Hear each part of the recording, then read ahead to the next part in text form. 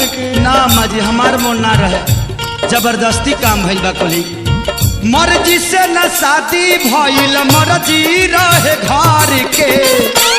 ए राजा जायदा नाता जायदा ए राजा जायदा नाता मर जाई दीवाना नहीं हार के है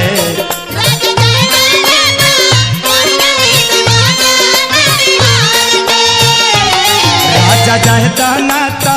मर जाई दीवाना नहीं हार के